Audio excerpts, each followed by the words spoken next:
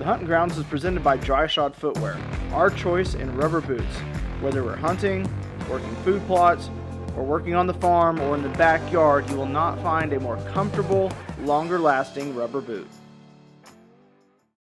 Welcome to the Hunting Grounds. That deer mount's crooked. We'll get over there and fix it. But welcome to the Hunting Grounds house, I guess. I would love to have my biggest buck to date, but it's not done yet. Peyton's working on it, so it should be done here pretty soon. But figured Colby's here. Colby's like, hey, I want to see like a trophy room tour, so going to show you guys my house because it's pretty much my trophy room until my office gets done. So step around the corner and you start to see a whole lot of deer heads over here.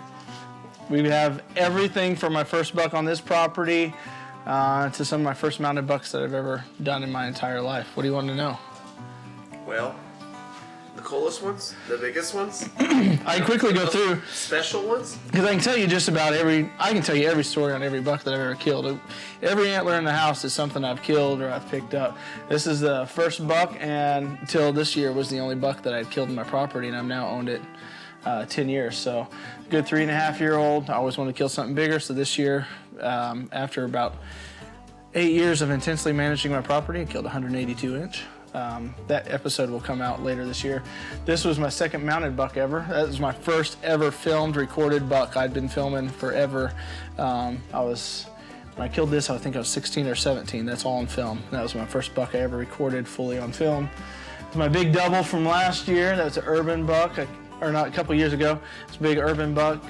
Killed 2 bucks, tagged out in Arkansas one night with a bow. Drop tine, still my only drop tine buck. Pretty cool too. There was a big 10-point that was running with him that was a lot bigger, but I was praying this buck came out because he had drop tine. And they're packed in. I keep getting mounts from Peyton, so I have to find more room. So they're getting staggered this year. This is a Shadow 10, probably the most famous buck that we've ever killed on the Hunting Grounds, just because Colby actually created a meme of like, I think it comes out every year. It's a still frame of this buck right before I shot him, and it's like, tag a buddy that would miss this shot or miss this buck or something. 20 yards. This was a cool buck. Ryan Richardson, I killed it with him. This was like the first time like show was starting to grow and a viewer actually invited me to come hunt. And so that's why I mounted that buck, because it meant a lot that someone invited me to like hunt their property that was a viewer of the show. Just a really cool Missouri buck that I killed there. Another big 8 in the back, another nice 8. This was a kicker 8. This was a really cool hunt. I actually had Brayton film that. That's one of those pretty hunts, and that's a buck that I was after all season, and just a stud of an 8-point, like 142-inch there in Southwest Missouri. This one's really cool. Called him the Freak Buck, and I can't remember how many points he had on him. 152-inch, belly crawled across a field self-filming with the muzzleloader 2 years ago, and killed him. And so that was a buck that I was after all season, set up, had multiple encounters. Saw him the year before, we let him pass, and then he blew up. So just a regular old 10-point. This was the first buck that Peyton Ussery with Big Pete Taxidermy, he ever mounted for me. So that was the first deer there. Big old Arkansas Hill Country buck right there, just pretty, kind of spindly, but he's old. Cool buck that I shot probably 2 years into college or so, and he's just really pretty. This is another one that I killed on the double. My first and only mule deer that I've ever killed's up there. Another Arkansas Hill Country buck. Big public land, massive public land, actually deadhead I found out there. This one's cool. This is my Indiana. I hunted this property. First time I ever hunted in Indiana. I was tagged out in 2 hours. It's got the ivories down there. I don't know, I'll be looking for those from now on because it's one thing I'd never have looked for before, but I don't know if I'm getting rid of buck skulls that had them or not, but pretty cool. From Indiana. This is the Quasi buck. There's a problem here. Oh, you want to see Where's this? my face? Where were you in this photo? Oh, you just show up. I was working, and you guys were off playing. No, what were you doing? Were you here for that hunt? No, I was working. I didn't come up till the next day. Y'all can crop me in somewhere.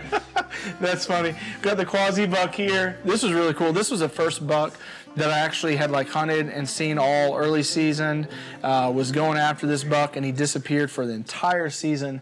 And in Arkansas, we have like a 3-day Christmas hunt. Probably the first year that I ever started passing big bucks to try to get a bigger buck. And then we had that rifle hunt, and so I decided, I was like, I don't care, I'm wanting to fill a buck tag. I hadn't killed a buck in Arkansas yet.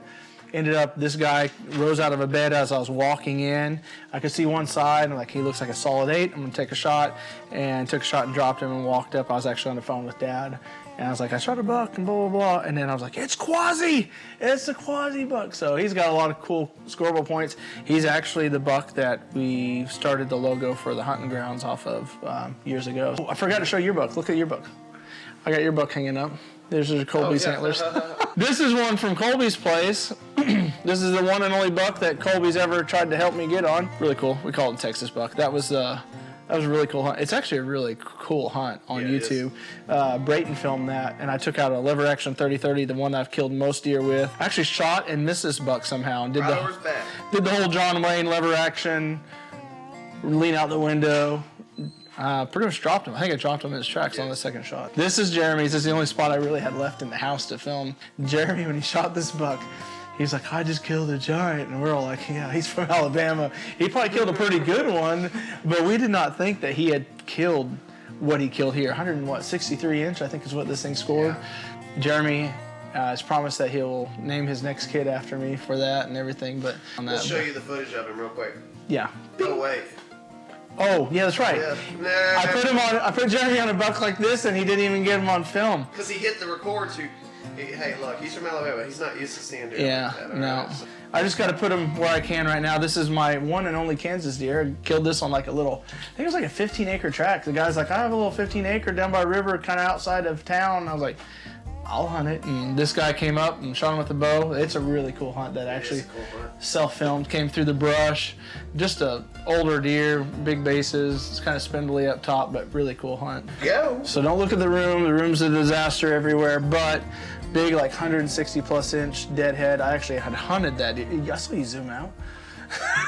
But I found that buck. I actually was hunting that buck, and that's a really viral buck too. He died by tangling himself up and suffocating himself in grapevines. Really crazy.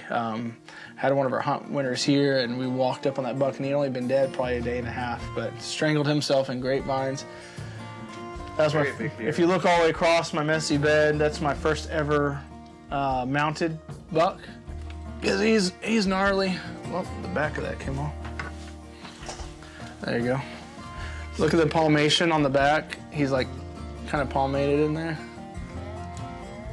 Big deer. Very big deer. Yep.